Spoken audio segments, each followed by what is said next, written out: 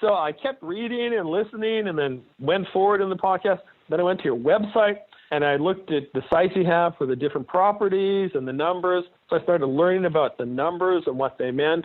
And being the skeptic I am and being a techie, I actually wrote a program to go and scrape your website and other people's websites and redo the calculations just so I could prove it out myself. And eventually I came to the conclusion that real estate is a great deal.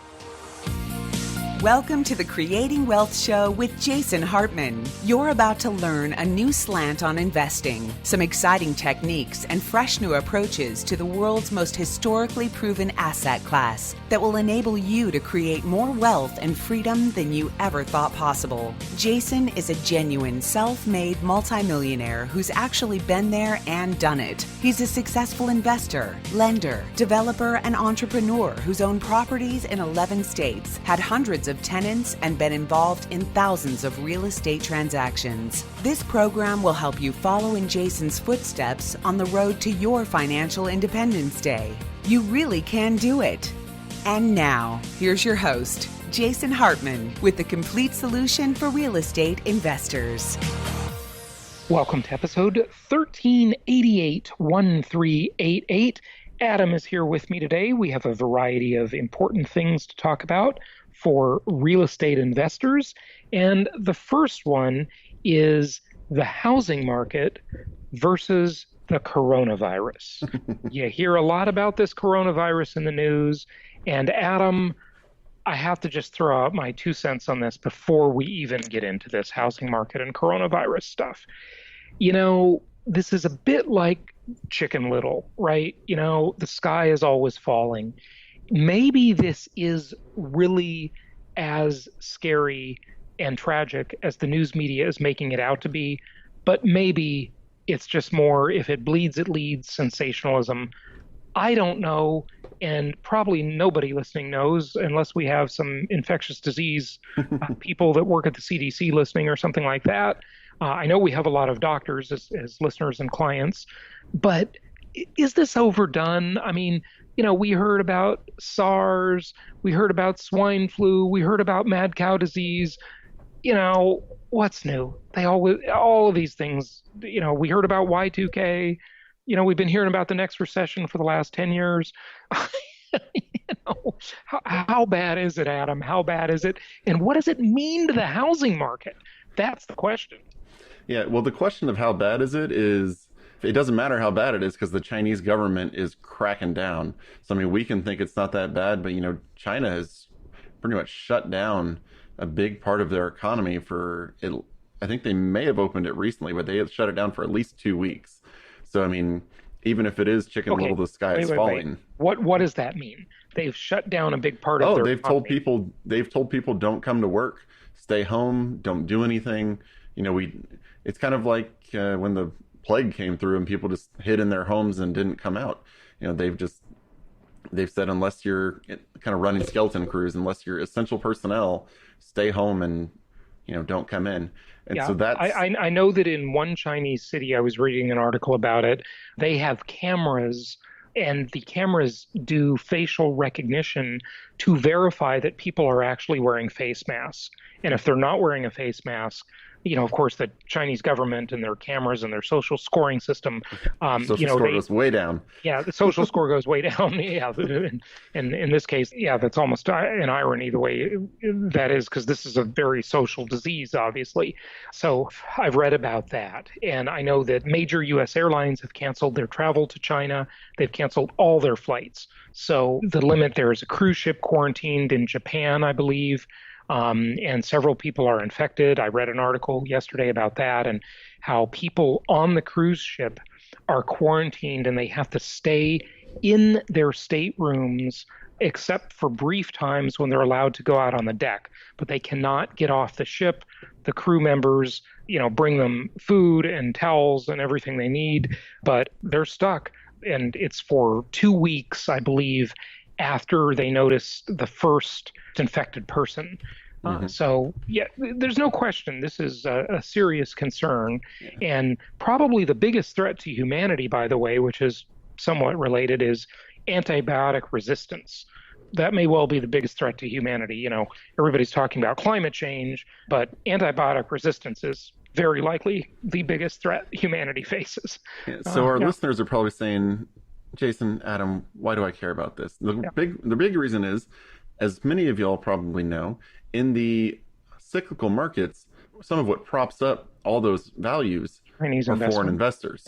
Yep. But these foreign investors most of the time actually come over and look at the properties before they buy them. They're not like us buying our single family properties that for the most part we don't look at them. They're buying much more expensive properties. And so if they can't get here, let me just outline that scenario for a minute, Adam.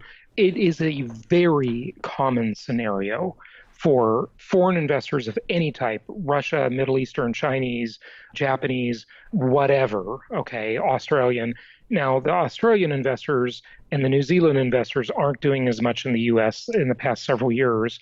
You know, currency changes and, investment opportunities domestically always influence this stuff. But it is very common for, and let's use a Chinese investor, to buy an expensive high-rise condo type property and literally leave it vacant or just use it when they vacation or when their family vacations in the States. So they might buy a $1 million condo in Miami or a $2 million condo in New York and just leave it vacant. That's why you see these high-rise condo complexes.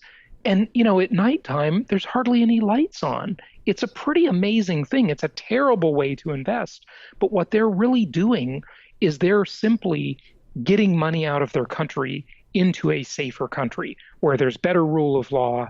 And America's always been known as the Brinks truck of the world because they can feel that even if they make a so-so or bad real estate investment, they're just banking the money there. And maybe it's not the best investment ever. They do much better investing with us where they have good rent-to-value ratios, et cetera, but they're just looking to park money. Anyway, go ahead. And they're of the mindset for the most part that, the cyclical markets are going to go up, up, and up. And even when they burst, they're still going to get better returns than a linear market, which we know is not true. Absolutely false. There's a certain concept of people wanting trophy properties, and also the gambler mentality. And certainly the gambler mentality is very prevalent in the Chinese real estate markets, as we know. But you also have to remember, if they're buying these properties for when they come to the United States, no offense to our markets, but people aren't likely to come in from overseas to go spend time in Jackson, Mississippi, or Memphis, Tennessee. Yeah, you got it. So anyway, we do not have properties in sexy cities, folks. Sorry about that. And we do not have sexy properties. They just have great returns. They're great return on investment, but they're kind of boring for sure. Yeah. So the thing is, they can't come to the United States right now. And whenever they are able to come to the United States in a while, they may not have the same amount of money because they're expecting this slowdown in China to potentially impact worldwide GDP by, I think I heard, between 3 and 5% this year. So, there's just not going to be as much money coming over and investing in cyclical markets here. So, we've seen it softening. We've talked about it in the past. But if this comes in, we could be seeing a plunge, not a softening in these areas, as the money's just not there to prop it up. You're suddenly the greater fool theory. There's no fool to sell to, even if he's willing. He's over across those seas. Even if he's willing, he can't. He can't do it. So, and Adam, just to explain for those of you who don't know, I want to remind you of the greater fool theory of real estate investing. And basically it goes like this. No matter how much I pay for a property, some greater fool will come along and pay more after me. So that theory is basically the game of musical chairs, and eventually the music stops and you're left standing and you got no chair. So do not go by the greater fool theory. It is a very dangerous strategy. We would never recommend that. Okay, so U.S. housing markets, good old days came to an end thanks to coronavirus. That's, of course, the cyclical markets where you've got Chinese investors. Chinese investors have played a key role in propping up the market. Definitely not the case in any of our markets, but hey, if you're in a flagship city, New York, San Francisco, Vancouver, Seattle, Los Angeles, Miami, That is very much true. Yeah. But Well, those are it's cities also we would recommend. Yeah.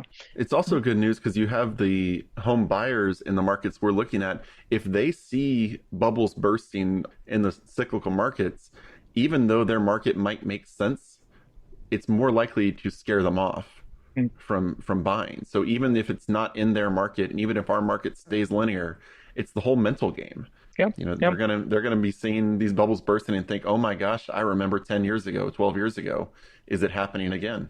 Let's look at this. Citing data from National Association of Realtors, NAR, they say that Chinese buyers spent $13.4 billion to buy homes on U.S. soil just from April 2018 to May 2019. Now, I don't know why they picked that funny time period. Why don't they just say 12 months instead of 13? But interesting. Okay. But this was already 56% lower than the same period a year ago when Chinese investors pumped in over $30 billion into the U.S. housing market. Wow, that is quite a stark difference. And what if that goes to just a couple $1 billion, right? That's very significant. Very significant. Yeah. That's a lot of money not coming in. Yeah. Wow. Okay, let's talk about some prudent properties, Adam. Some properties that actually make sense, not these properties in high-rise condos that Chinese and other foreign buyers are buying. Well, I guess they're not buying so many anymore, but they used to. And let's talk about properties that make sense the day you buy them. Yeah, so we've got one in Hammond, Indiana, and I wanted to highlight this because it's an area that we don't get a ton of inventory in, but there's a couple came in just yesterday. So I wanted to highlight them because they're ready. They're there for you. Good. And this property is 3-bed, 1-bath, built in 1960. It's $125,000. It rents for $1,350. And with an 8% vacancy rate, a 10% management fee, and an 8% maintenance, we are expecting it to cash flow $249. Okay, so just to note, disclaimer, those are all projected numbers, of course. I want you to understand that even a property that is already rented, it is still a projection because as landlords, we all know the idea of the tenant paying the rent the next month is not guaranteed. Okay. Now, most of the time they do pay, but hey, sometimes they don't. Yeah. So those are all projected numbers. Now, what is the projection on the overall return on investment on that property? So total return on investment, we're expecting 31% with an 8% cash on cash return. Wow, that is phenomenal. And what is the crap rate, just for curiosity? 7.1. So the capitalization rate is 7.1. That is phenomenal. Absolutely phenomenal. I want to remind listeners, of course, you've heard me bash the cap rate. I call it the crap rate because it just doesn't tell enough of the story. The one Adam mentioned, cash on cash, is much better. Even that one, of course, doesn't tell the entire story. And even the overall return on investment, ProForma at 31%, does not tell the entire story because there's an additional couple of things that happen. Number one, of course, is inflation-induced debt destruction, which will add to that overall return on investment, assuming inflation happens, right? You have to have it happen for it to add. But the other part of it is the returns associated with a long holding period in a portfolio philosophy. What I mean by that is that I was speaking last week in Sarasota at a large mastermind group, and I talked about Refi Till You Die. And we have a short clip to play about Refi Till You Die today. And we've talked about this subject before, of course.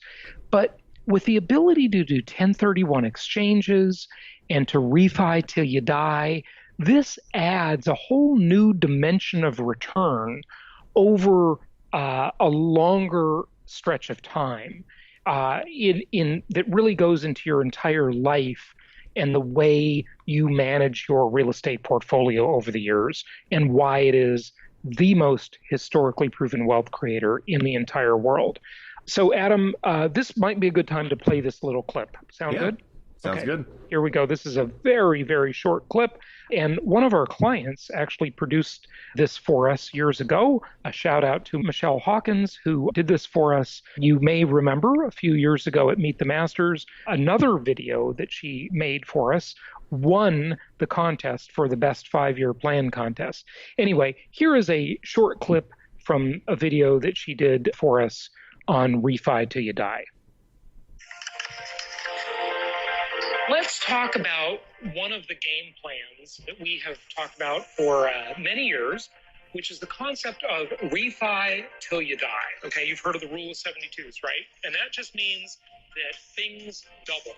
Okay, and we'll see how they double at different rates. So in this example, let's talk about a property portfolio where you purchase 10 properties in diverse markets, and say the properties were $100,000 each, so you've got 10 $100,000 properties.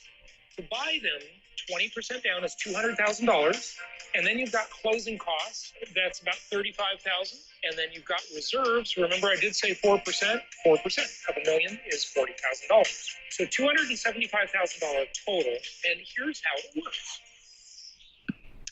So what that goes on to talk about is what I explained when I did Refi Till You Die in the quickest possible way ever last week when I delivered that speech to that mastermind group, is in about 6.5 minutes, I went through the numbers, which are hard to do here. We've done them in more detail on prior episodes. If you want to dive into this topic in depth, go to jasonhartman.com, use the search bar, and type Refi Till Ya, like YA slang, you die. Refi Till You Die, or just type in refi and it'll come up.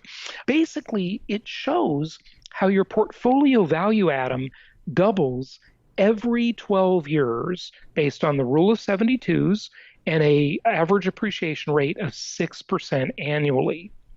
And how you extract money in the most efficient possible way from that real estate portfolio, because you are not paying tax on the money you extract from and live on your portfolio, because beautifully, there is no tax on borrowed money.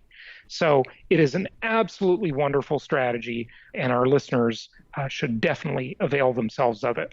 One thing I do want people to understand, though, is that if they do the Refi Till You Die, they make a decision not to have the big, boring idea.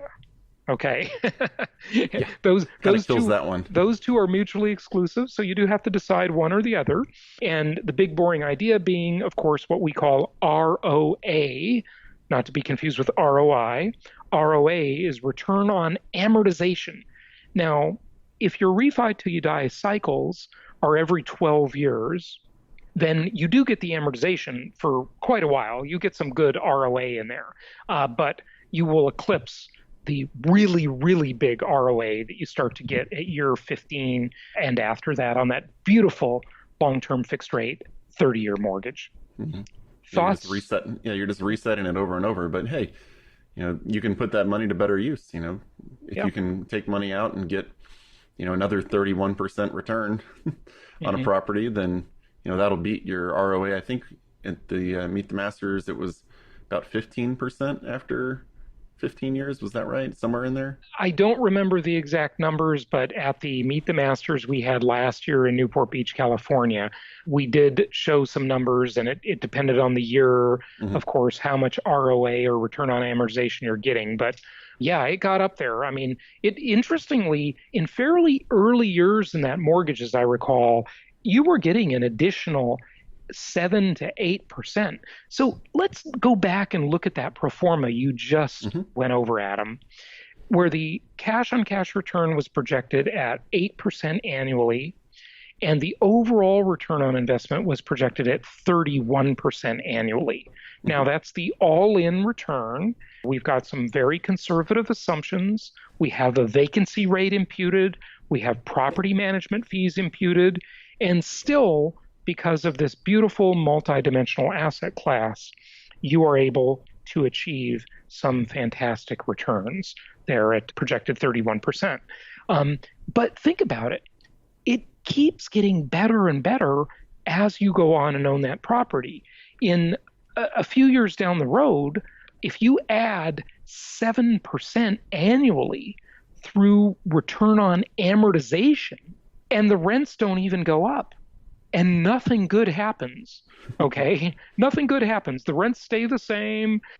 8 years, 7 years go by. You don't even raise the rent. You're a terrible landlord. Well, your tenant probably loves you, but but we're not going to give you any awards for not raising rents. We're going to give you awards when you raise them, as you should every year. Then you're basically up to now a 38% annual return on investment by doing nothing. By sitting there. Now, what if you increase your rents? You're going to bump a couple of percent every year or two to that return on investment if you're raising your rents on a nice schedule, where you're probably going to be up over 40% annually, just 8 years into the deal or so. It's really pretty incredible. And this is why it just keeps getting better and better as you let time go by. Just, what is it? Don't wait to buy real estate and wait. Yep. And while you wait, collect those rent payments. Absolutely. Absolutely. Good saying, Adam. Don't wait to buy real estate and then wait. Very good thing. All right. Anything else you want to talk about before we wrap it up today? No, I think that about sums it up. I mean, I think, looking at this, like I said, the couple properties, the Hammond area, that whole area is up close to Chicago. I know some of our investors have properties in Chicago. There have been other properties coming in as well. So just, talk to myself, talk to other investment counselors. We've got new stuff coming in all the time. Subscribe to the PropertyCast. Yes. We'll put a link to that in the show notes so you can stay up to date. Adam, tell them about the PropertyCast a little bit. This is the coolest thing ever. Just you pitch it this time. I've pitched it before. Right. They're sick of hearing from me, but you gotta subscribe to this. First off, it's free. Second off, it's super unique. No one else has this. There will be copycats, though. Trust me. Yeah, that's great. I can pitch it this time because I don't get much love whenever you pitch it. So here's what happened. Jason had an idea, and he said, Adam, I want to do a podcast where we send people to ProFormas. These Facebook groups are telling me it's not possible. Yep. And my response to him was just, of course it's possible. Let's figure out a way. You didn't say that. Yes, you were poo-pooing my idea. Too. No, it was. I'm not saying it's not your idea. I agree it was your idea. No. I'm not arguing that. I'm just saying I recall you saying it wasn't possible. No, it was not me. It was the Facebook groups that told you it was not possible. Yeah. In other words, surely there's a way. Just let's make sure the listeners know what you mean by that. Okay, so I went into a couple of techie and marketing and podcast Facebook groups, and I said, hey, can anyone tell me how to do a podcast that sends people PDF files?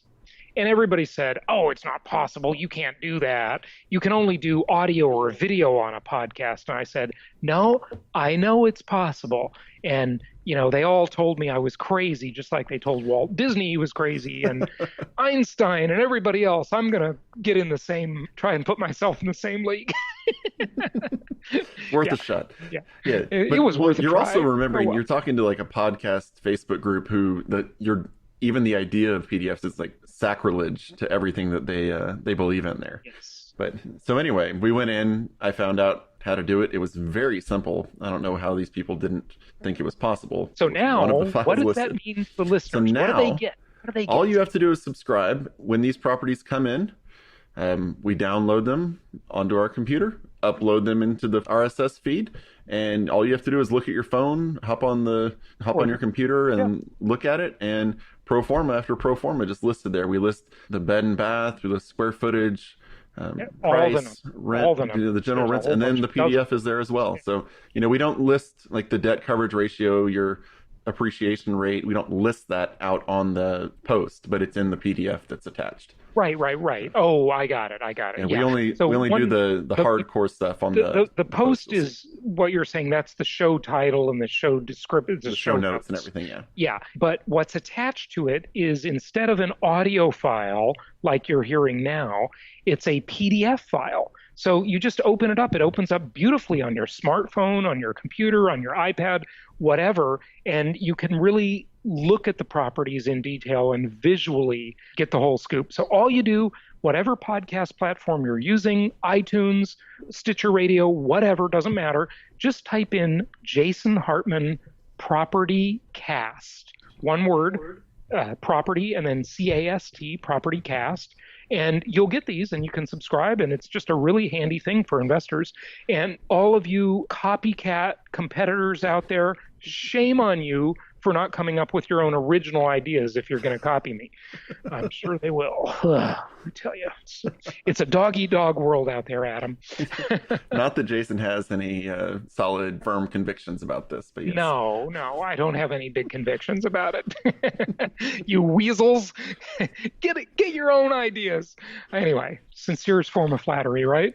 Yeah. All right, Adam, let's wrap it up for today. You can reach out to any of our investment counselors through the jasonhartman.com website or by calling 1-800-HARTMAN. Again, that's 1-800-HARTMAN or jasonhartman.com. We'll be back tomorrow with another episode. And until then, happy investing.